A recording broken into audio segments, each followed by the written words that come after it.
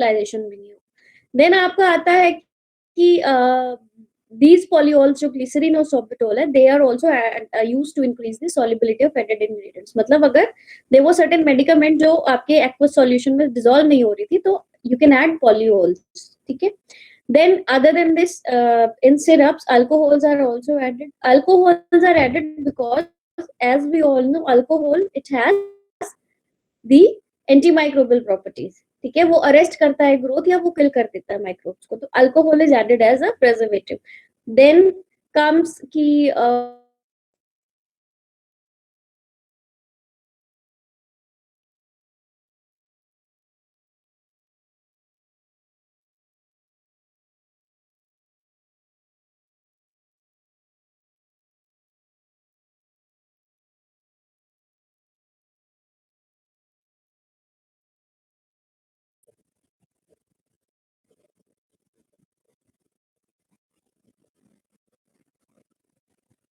are you able to listen to me? Am I audible? No, ma'am. Yes, ma'am. Yes, Yes, ma'am. ma'am. Yes, ma'am. Then we did few processes that how to prepare syrups. हमने 3 processes किए थे. One is preparation of syrup with heat, दूसरा था without heat, और तीसरा था just a second. तीसरा था कि addition of liquid to a syrup and then percolation. ठीक है? I'll just we will just revise this. So first is solution with heat. इसमें you have to take the non-aqueous solvent. You have to provide heat to that non-aqueous solvent. और आप धीरे धीरे what you will do is you will add your sucrose और sugar. ठीक है, आप उसे ऐड करेंगे and then you will start stirring. जैसे सपोज आपने अपने गैस के ऊपर एक there is a pan, you have taken water in that and then you will add sugar into it. Then when you stir it, जैसे जैसे ही आप उसको थोड़ा थोड़ा शेक करना हिलाना स्टार्ट करते हो स्पून से, तो वो that sugar dissolves. So finally you will get a concentrated solution. आपके पास एक concentrated solution आएगा which is your syrup. Now once you have prepared a syrup, तो syrup को prepare करने के बाद first characterization कैसे करनी है, हमें कैसे पता करना है कि our syrup is of good quality or is it prepared as per standards or not. Ma'am. So Ma'am. yes, Ma'am.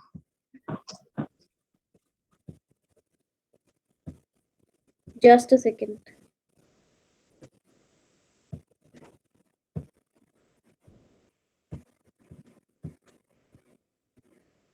Okay, is it visible now? No, ma'am. Yes, ma'am. Now it is Yes, ma'am. visible. Yes, ma'am. No, ma'am. होना चाहिए, मैंने present कर दी है अभी तो. Yes, ma'am. Screen is visible. Yes, ma'am. Now visible. Yes, ma'am.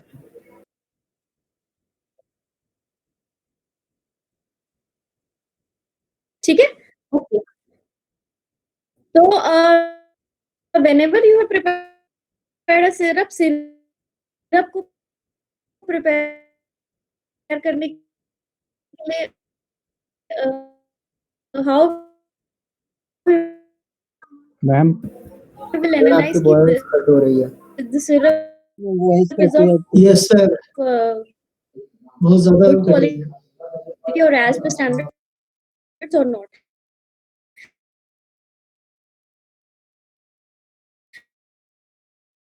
Ma'am आपकी voice clear नहीं है.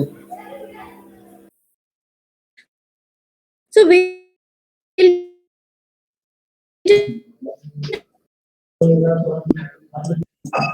मैम आपकी वॉइस क्लियर नहीं है.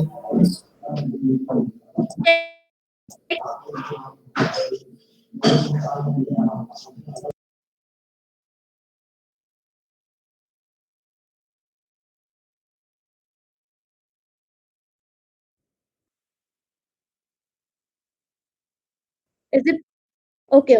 Okay. Just mute your mic. Fine. Then एक बार सिर्फ हमने प्रिपेयर कर now मैम कुछ समझ नहीं आ रहा है, हम सब हवा में समझ जा नहीं रहे आ हैं। रहा आप क्या बोल रही हैं।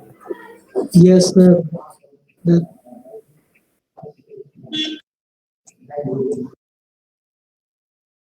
have to characterize whether this is as per standards or not. So first what you will do is you will find out the specific gravity of syrup. किसी भी syrup का specific gravity should be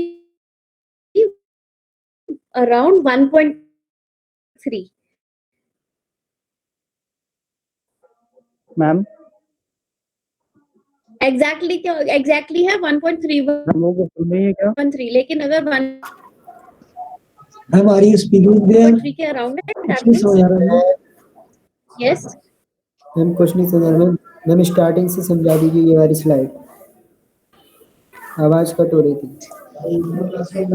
कुछ भी सुनाई नहीं दिया, Just check क्या कहा, my सब आवाज कट कट के आए थे।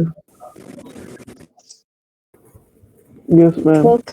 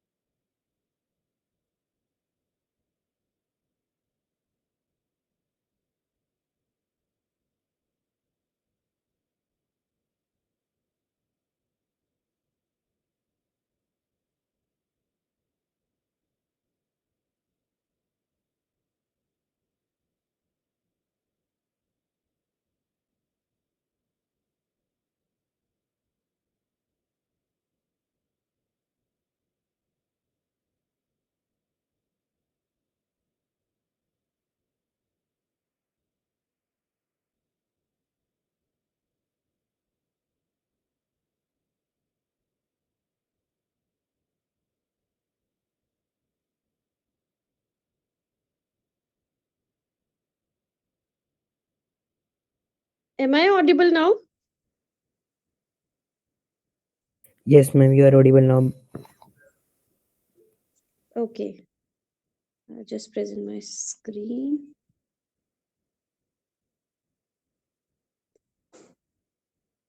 Okay. So slides visible है सबको?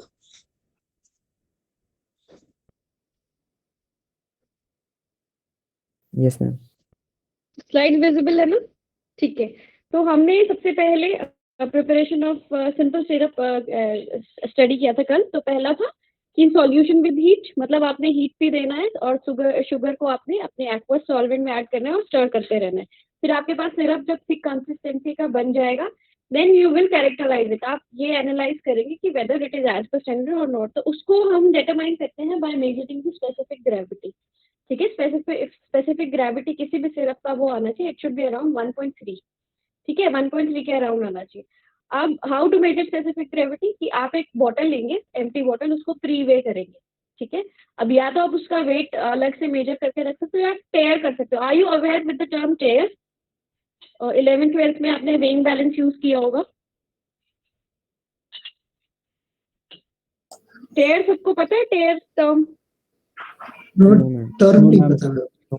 टेयर टर्म होता है ऑटो जीरो करना, मतलब बॉटल का वेट को हम जीरो कर देंगे। ठीक है, now what you will do is you will take your syrup, 100 ml आप उस बॉटल में डालेंगे।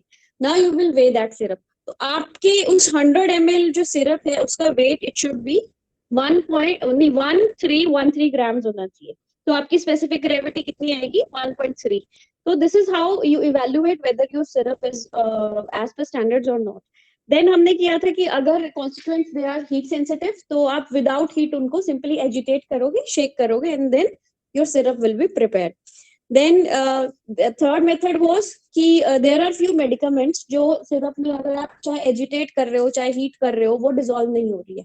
ठीक है, so the method for preparing that type of medicinal substance in a syrup is to pre dissolve that substance. आप pre dissolve करेंगे उस substance को अलग से। ठीक है, it can be alcoholic solution.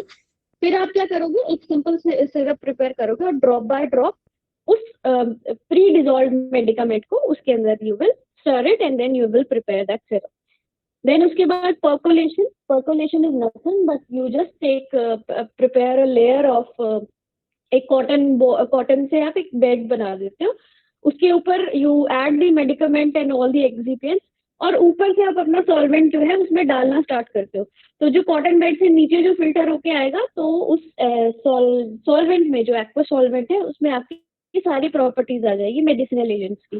So that is your method of percolation. फिर आता है कि how do you preserve syrup. सबको पता है कि अगर sugar itself in itself it acts as preservative, लेकिन अगर कभी कभी डाइल्यूट सॉल्यूशंस होता है सिरप का, डाइल्यूट सिरप होगा, उस केस में you will add external preservative, ठीक है, जो कि माइक्रोबियल ग्रोथ को या माइक्रोबियल कंटेमिनेशन को inhibit करते हैं, ना आपकी आवाज नहीं आ रही है। ठीक Yes, ma'am. है। Yes, ma'am. Then you will store your syrup bottle at cool temperature away from light, ठीक है, cool and dark temperature पे आप रखोगे। Okay, then there were, आ रही है कि नहीं आ रही है? आप कुछ बोल रहे हो मैम? मैम कुछ नहीं आ Instrument रही cut हो है। जाती है। मैम कट हो क्या आ रही है? Am I audible? मैम अभी भी बहुत कट हो कट रही हो है। क्या रही है आवाज? मैम आपकी से Am I audible to you? Any Hello? of you? आपकी आवाज नहीं आ रही है। मैम आपकी आवाज अभी आ रही थी बट कट कट करके आ रही है फिर से मैम। आप जब पढ़ाने लगते हो तो और ज्यादा कटने लगती है ma'am.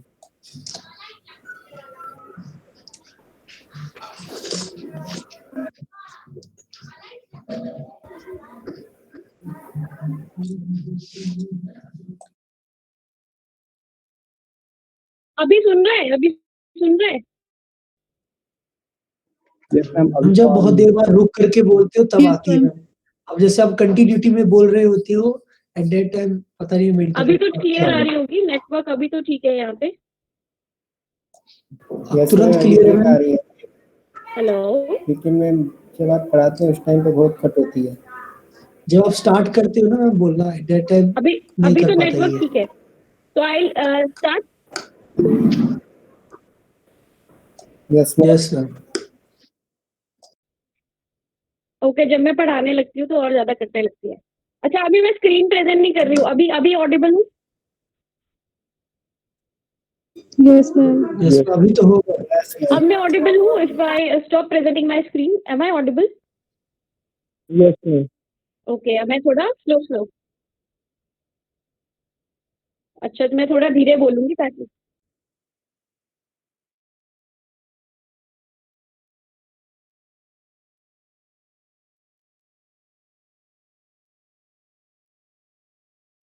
Yes ma'am.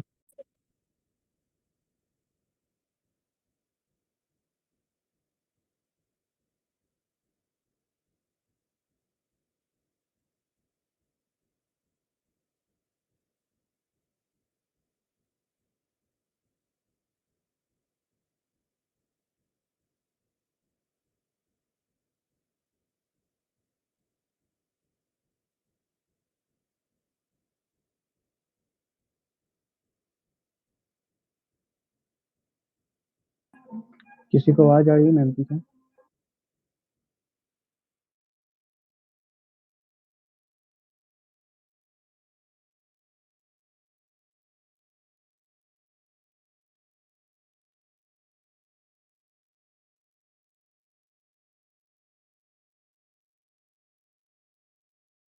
Yes ma'am now. Yes, ma'am. You am are I audible. Audible to you? Yes, ma'am.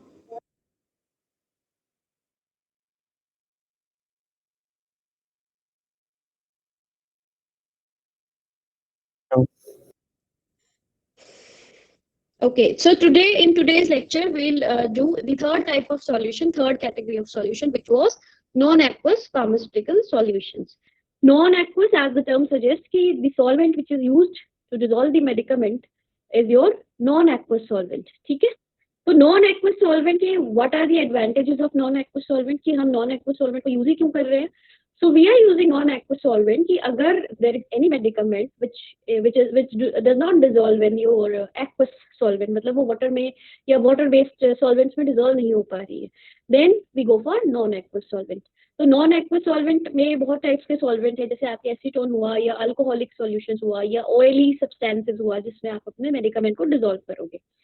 So first advantage is कि we can dissolve our medicament in non-aqueous solution. So that is the advantage of non-aqueous solution. Second advantage is कि जो oil है, oil is used to retard the release of the drug. ठीक है, it मतलब oily solution are used for depot therapy. Depot therapy का मतलब है कि if you dissolve any medicament in oil and then if you inject that oil in any particular area, suppose muscles में आपने inject किया है, there is analgesic medicine. Analgesic medicine क्या होता है कि जो आपको पेन से रिलीफ देता है. Now if you have injected the analgesic substance in a oil to muscles, तो वो क्या है, वो धीरे धीरे धीरे धीरे रिलीज होगा और धीरे धीरे उसका एक्शन आएगा. और सिमिलरली अगर आप एक्वस सॉल्वेंट में डिसॉल्व करके इंजेक्शन देते हैं तो इमीडिएट एक्शन आना था. ठीक है, so that is the advantage of non aqueous solution कि if you want a depot action, मतलब प्रोलॉन्ग्ड एक्शन चाहिए आपको, धीरे धीरे धीरे धीरे एक्शन आए, then you will use non aqueous solvent. ठीक है. Now, whenever you are preparing any non-aqueous solvent, so it is always essential कि you have to test the toxicity of the solvents which you are using. You have to test the irritancy कि वो irritate तो नहीं कर रहा है skin को या internally if you are taking any non-aqueous solution. वो solvents क्या है? They should be non-flammable. वो solvents कैसे होने चाहिए? They should be cheap. वो solvents कैसे होने चाहिए? They should be stable and they should be compatible with your medicament या जो आपका एक्टिव ड्रग है. ठीक है. अब नॉन एक्वस सॉल्वेंट्स के आपके एग्जांपल्स क्या है? एसीटोन है, बेंजीन है, पेट्रोलियम ईथर है, इथेनॉल है,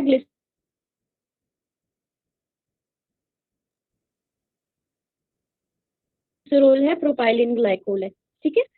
पेरेंट्रल प्रोडक्ट्स जो है उसके केस में जो है चॉइस इज वेरी लिमिट को जो है बॉडी में इंजेक्ट नहीं कर सकते. Fine. Then am I audible to all? Yes, Hello. ma'am. Yes, ma'am. Yes, ma'am. Yes, ma'am. You are audible now. Okay okay.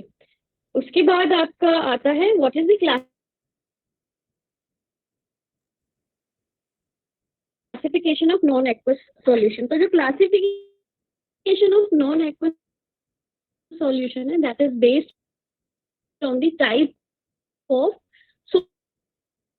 solvent which you are using. Okay, so suppose if you are using alcohol to dissolve your medicament or any other substance, तो वो आपके आ जाएंगे alcoholic non-aqueous solutions. And now suppose अगर alcohol के साथ if there is presence of water, तो वो आ जाएंगे आपके hydroalcoholic solutions. ठीक है. The example of this category is your elixirs and spirits.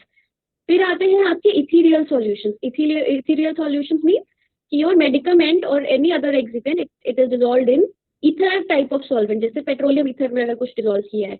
So the example is your collodions. Then third is your glycerine solutions.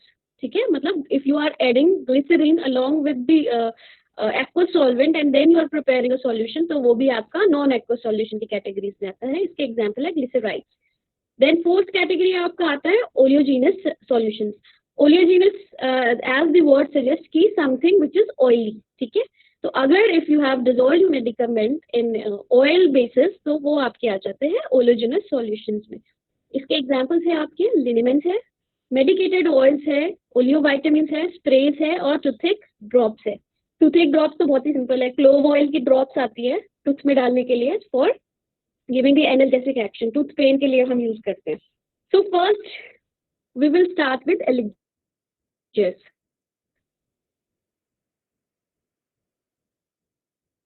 ठीक है. एलिक्सर्स क्या होता है? एलिक्सर्स जो है क्लियर नॉन एक्वस सॉल्यूशंस होते हैं जिसमें there is presence of any flavour and sweetening agent. Sweetening agent जरूरी नहीं है हर टाइम हो, लेकिन फ्लेवर तो होता ही होता है एलिक्जर्स में. So now these elixirs, what do they contain? तो इसके जो मेजर इंग्रेडिएंट्स है मैम आपकी आवाज वो नहीं आ रही है. आपके होते हैं इथेनॉल होगा, वाटर होगा, ग्लिसरीन होगा, सोर्बिटोल होगा, प्रोपाइलिन ग्लाइकोल होगा, फ्लेवरिंग एजेंट्स है. Now because it contains water, water जो है that can aid in the growth of microbes also, तो हम इसमें प्रेजर्वेटिव भी ऐड करेंगे. हो सकता है कुछ एलिक्जर्स में सिरप की एडिशन भी हुई हो. ठीक है.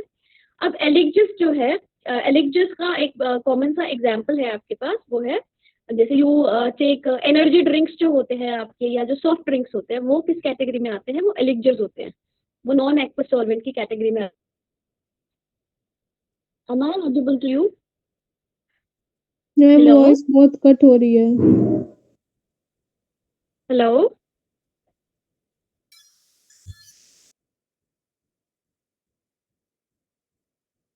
Am I audible to you? Any of you?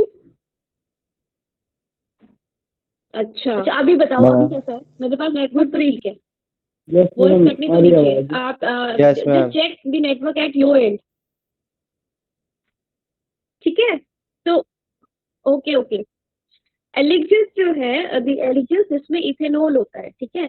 अब इथेनॉल क्या है? We have added to add the solubility. कोई medicinal substance which was not soluble in aqueous solvent, उसका ही तो हम नॉन एक्वस सॉल्यूशन बनाते हैं.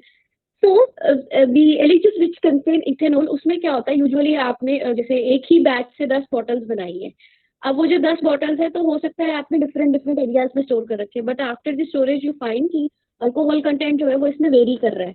Now the reason for variation in alcohol content is because as we all know, alcohol जो होता है it evaporates at elevated temperature. तो अगर थोड़ा बहुत भी टेम्परेचर फ्लक्चुएशन होगा, तो आपको जो डिफरेंट, एक ही बैच से आपने जो डिफरेंट डिफरेंट बॉटल्स फिल की है और उसको डिफरेंट स्टोरेज एरिया में रखा है, तो उसमें वेरिएशन आ सकता है अल्कोहल कंटेंट में. So you have to make sure कि whenever you are adding any alcohol into the elixir, वो जो आपका बॉटल है, it should be tightly closed. वो इस तरीके का बॉटल होना चाहिए कि वो जो है इवेपोरेट होने ना दे अल्कोहल को उसमें से. Then now so that is the incompatibility of elixir. वो डिसएडवांटेज है elixir का कि अगर आप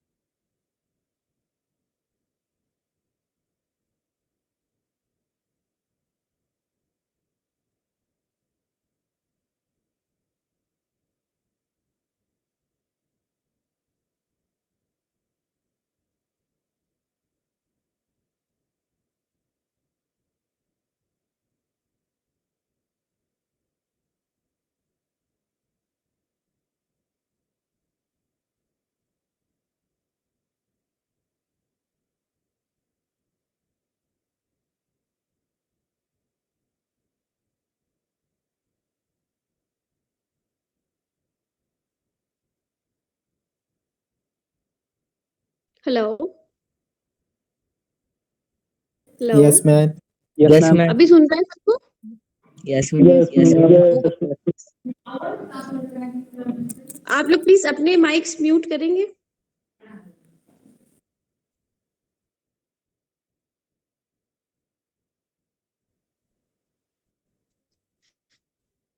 ओके, हम लोग क्या मैम हम फिर लोग से क्या आपकी पढ़ रहे आवाज थे? कट अभी रही है। हम पढ़ रहे थे आवाज सॉल्यूशंस। कट रही हमने है। स्टार्ट किया था नॉन एक्वस सॉल्यूशंस। ठीक है, मैं जस्ट फटाफट एक रिकैप दूंगी इसका कि what is your non aqueous solution.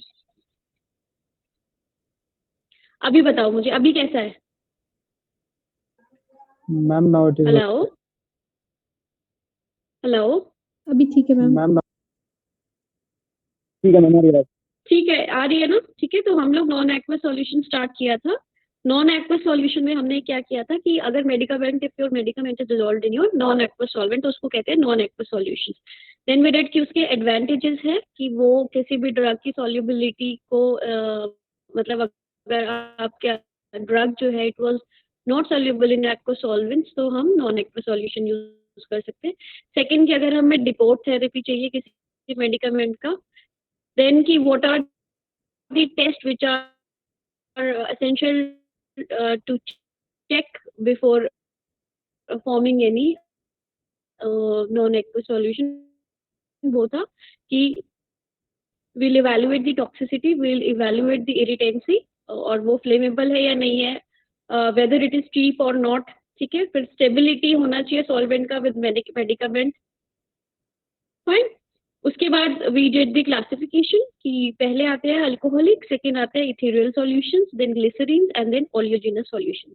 ठीक है, so we were doing the particular examples of the these 4 categories.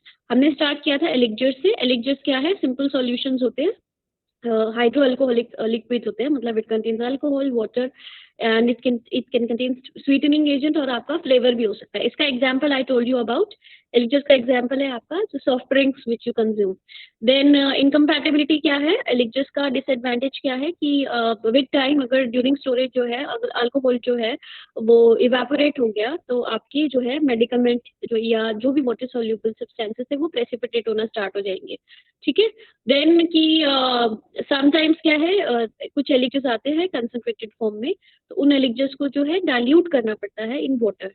अब क्या हुआ कि ड्यूरिंग स्टोरेज जो है अल्कोहल जो है वो इवेपोरेट होता गया, तो जैसे ही हम उसे डाइल्यूट करने की कोशिश करेंगे इन एक्वस सॉल्वेंट, वो नहीं होगा डाइल्यूट। ठीक है, वो प्रेसिपिटेट आउट हो जाएगा। Then we talked about spirits. Spirits क्या है? नॉन एक्वस सॉल्यूशंस है जिसका major constituent is your alcohol. ठीक है, स्पिरिट्स को यूजुअली मेडिसिनल पर्पस के लिए कहाँ यूज किया जाता है? जैसे अगर कोई वूंड है या किसी वूंड का ड्रेसिंग करना है या कुछ देयर इज अ स्लाइट कोई ऑपरेशन है, तो वो जो पर्टिकुलर एरिया है जहाँ पे doctor is going to perform the operation, तो वहाँ पे उस एरिया को क्लीन किया जाता है विद स्पिरिट। स्पिरिट से फॉरेन पार्टिकल्स भी रिमूव हो जाएंगे एंड माइक्रोबियल ग्रोथ अगर वहाँ पे हुई है तो वो भी वहाँ से वार्ड ऑफ हो जाएगी। Then we studied about collodions. Collodions क्या होते हैं? These are the solutions, these are the solutions which are used for surgical dressings। ठीक है, कोलोडियन में होता क्या है कि इट कंटेन्स नाइट्रोसेल्यूलोज है, it is dissolved in ethyl ether या इथेनॉल। ठीक है, इसको ईथर सॉल्यूशन और इथेनॉल के मिक्सचर में जो है नाइट्रोसेल्यूलोज को डिसॉल्व किया जाता है। So when you apply this solution on to the skin, जैसे कोई छोटा सा वूंड है उसके ऊपर अगर हम इस सॉल्यूशन को अप्लाई करेंगे तो once this solution it evaporates, तो वहाँ पे ना एक बहुत फाइन फिल्म जो है वो वूंड को क्लोज कर देता है। ठीक है, फाइन फिल्म आपके सरफेस पे डिपॉजिट हो जाएगा। Now the official medicated collodion जो आता है it contains 10% weight by volume of salicylic acid. ठीक है, नाउ कोलोडियन को अगर if you want to make any collodion की जो आपका जो लेयर बाद में बने वो फ्लेक्सिबल होना चाहिए, तो we add castor oil and camphor into that, तो कि जो थिन फिल्म जो बाद में बन रही है वो बहुत ज्यादा हार्ड ना हो, वो ऐसी हो जो फ्लेक्सिबल रहे। ठीक है, so that we can move our body parts. जैसे अगर मान लो if there is any collodion solution which we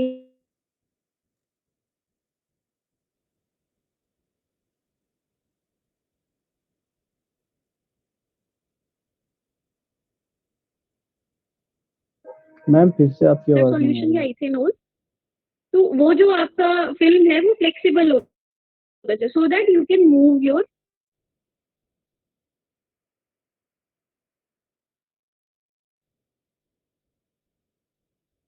hello collodion सबको समझ आ गया? No ma'am. Hello hello yes ma'am. अभी am I audible to you? Yes ma'am. Collodion हम लोग क्या करते हैं, collodion collodion ma'am. Is the solution जिसमें नाइट्रोसोल्यूलोज को डिसॉल्व किया जाता है in mixture of ethanol and ether, ठीक है, इथाइल ईथर और इथेनॉल।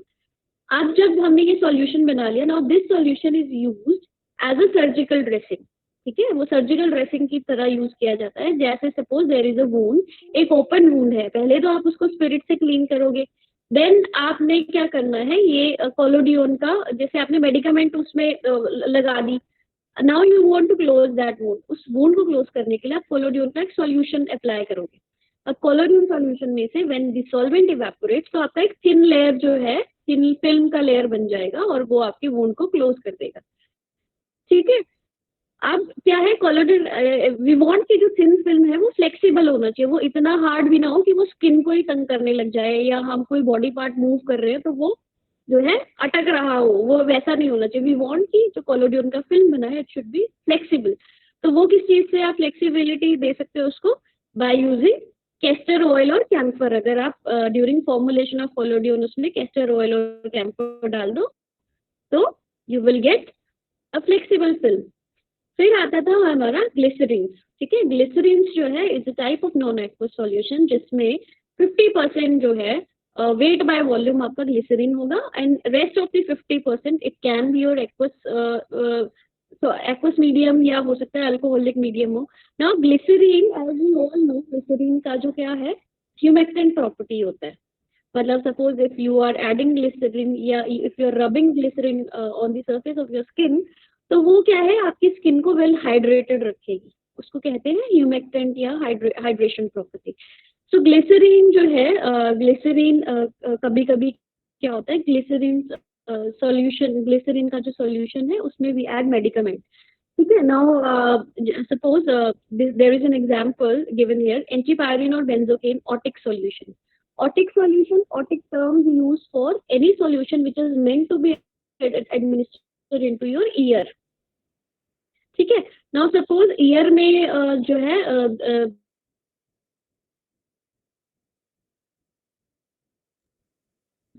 पेन हो रहा है किसी को तो हम एनाल्जेसिक, ये जो दो ड्रग्स है ये एनाल्जेसिक के एग्जांपल है। Analgesic is the drug which is used to, ठीक है, वो पेन को जो है कम करता है। तो आप जब इसका सॉल्यूशन बनाएंगे ग्लिसरीन के साथ मिक्स करके, सो आप इसकी जो है ड्रॉप्स जो है you can use for as otic solution for reducing the pain in ear. So this is one of the example of glycerin solution. Now since glycerins they are hygroscopic, so they should be stored in a well tight container. Okay, so after glycerin there was one more type of non-aqueous solution which was liniments. Liniments क्या होता है? Liniments are the type of non-aqueous solution जिसमें the medicament it is dissolved in your oily solvent में dissolve किया जाता है इसको, ठीक है। So liniments, it can contain the soapy solutions, it can contain the emulsions, or it can contain the medicinal agents. Now, liniments जो है, they are intended for external application, ठीक है। और हमेशा जब भी liniment है, उसका जो लेबल आप लगाओगे बाहर liniment बनाने के बाद, उसमें लिखना स्पेशली मेंशन किया जाता है for external application only, so that nobody consumes it. उसको कोई खाए या पिए नहीं उस liniment को, ठीक है। सो लिनिमेंट्स क्यों है, लिनिमेंट्स के आपको एग्जांपल इफ यू वांट, जैसे आपके आते हैं नी, अगर नी में देयर इज आर्थराइटिस और there is pain in any bone के किसी जॉइंट में, तो वो जो ऑयल्स आते हैं वो लिनिमेंट्स कहलाते हैं, ठीक है। जैसे डॉक्टर ऑर्थो का ऐड आता है टीवी, डॉक्टर ऑर्थो ऑयल, या रुमालिया है, हिमालय का एक ऑयल आता है रुमालिया, वो रूमेटॉइड आर्थराइटिस के लिए है, ठीक है, जॉइंट पेन को कम करने के लिए। So those are all liniments. अब लिनिमेंट्स क्या है, लिनिमेंट्स जो है इसके मेजर दो पर्पस होते हैं, ठीक है। One is the rubefacient action and second is counter irritant effect.